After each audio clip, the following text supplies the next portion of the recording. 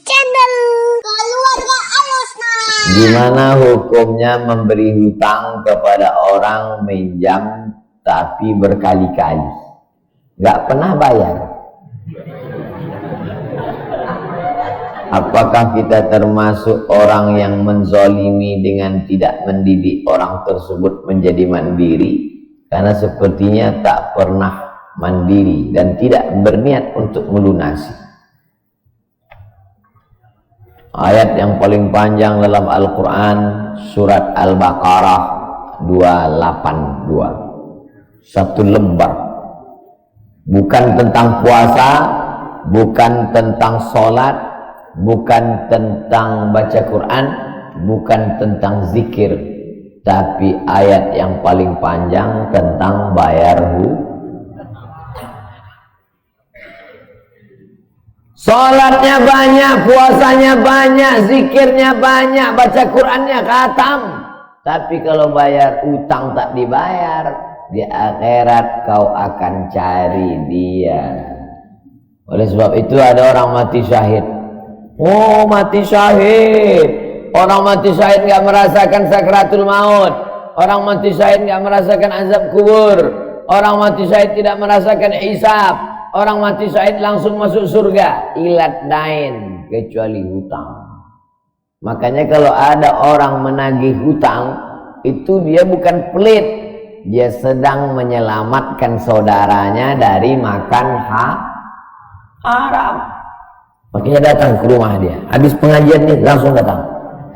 Assalamualaikum, waalaikumsalam. Kau mau menagih ya? Aku bukan mau menagih, tapi menyelamatkanmu, anak cucumu, istrimu, tetanggamu dari makan haram. Ya ayyuhalladzina amanu, hai orang-orang yang beriman, hai orang yang percaya bahwa setelah mati dia akan hidup lagi menghadap Allah.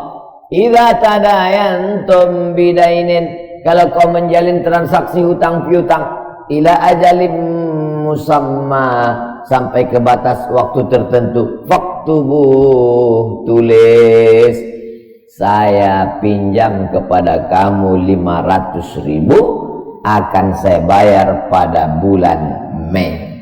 Tahunnya jelas. Banyak juga bulan Mei. Maybe yes, maybe no. Bulan berapa? Bulan Mei tahun 2020. Oke. Sekarang bulan Maret. Maret, April, 1 Mei 2020 datang tadi. Kapan kau bayar? Mohon maaf, aku nggak bisa, istriku baru meninggal, anakku pun sakit. Itu jangan kau cerita panjang lebar, tak tahan air mataku mau menetes.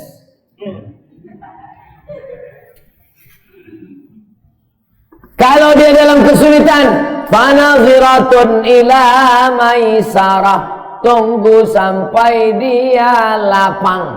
Maisarah artinya lapang. Tunggu sampai dia lapang.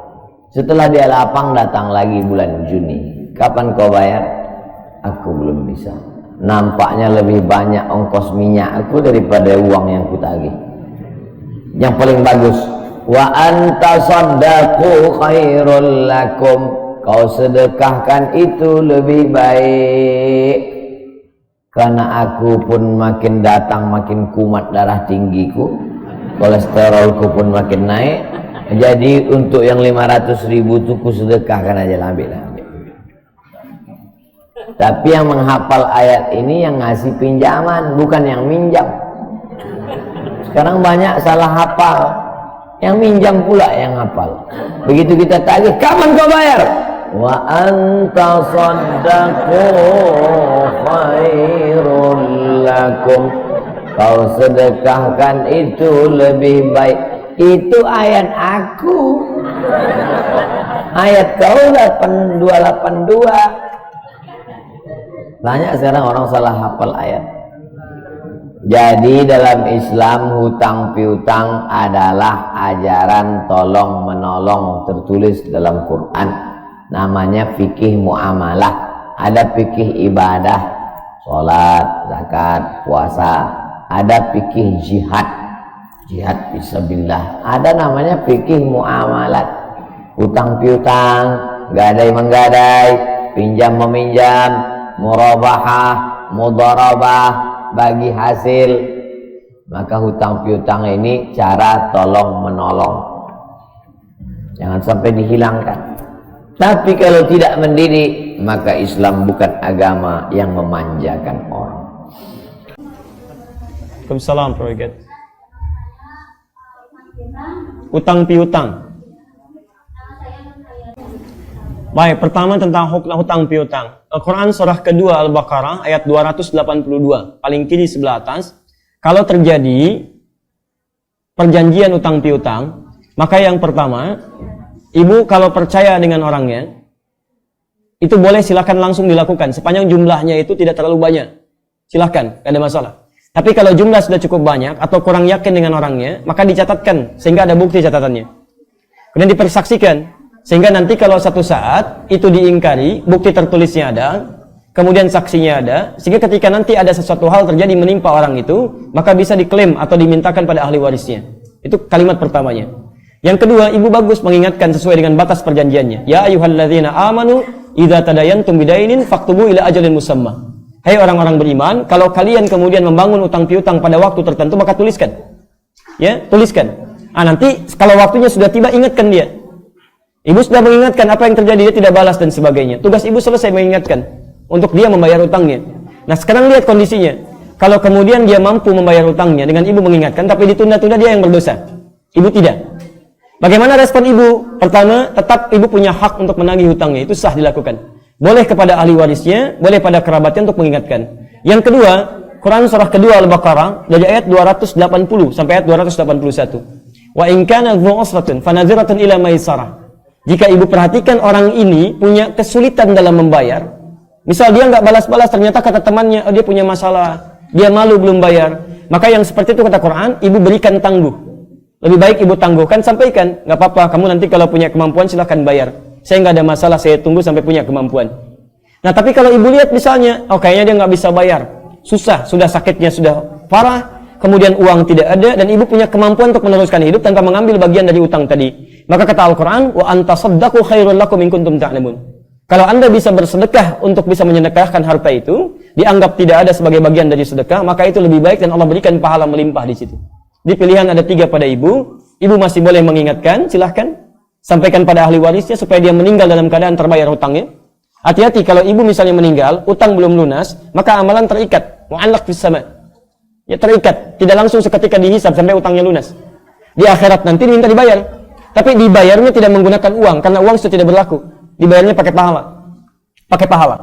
Di saya punya dosa ini nih, pahala saya kurang, maka diminta dari orang berutang untuk diambil pahalanya, diberikan kepadanya untuk membayar utangnya dalam bentuk pahalanya. Nah, kemudian ingatkan itu. Yang kedua, ibu boleh punya pilihan untuk memberikan penangguhan waktu. Fanadhiratun ila maisarah. Berikan waktu sampai dia mampu melunasinya. Yang ketiga, kalau memang dirasakan tidak mampu sama sekali, ibu anggap utangnya biasa-biasa lah, nggak apa-apa, saya sedekahkan, saya bisa hidup dengan baik misalnya. Maka kata Allah, lihat kalimatnya, wa antasaddaqu khairul lakum. Kalau kamu bisa sedekah itu lebih bagus dan Allah akan ganti berlipat kepada ibu apa yang telah ibu sedekahkan itu. Allah Ta'ala alam bisawab. Dari mana tahu diganti dengan berlipat? Di Quran surah kedua Al-Baqarah ayat 261, paling kiri sebelah atas. Ya, mathalul ladzina yunfiquna amwalahum fi sabilillah kamathali habatin ambatat sab'a sanabil fi kulli sumbulatin mi'atu habba. Orang yang mau berinfak di jalan Allah, dia berikan ikhlas karena Allah, maka seperti perumpamaan orang yang tanam biji, tumbuh kemudian satu pohon, tumbuh 7 tangkai, setiap tangkainya 100 butir. Jadi kalau 1 dikali 7 kali 100, 700 kebaikan. Ibu sedekahkan 100 ribu, diganti kali 700. Berapa 100 ribu kali 700?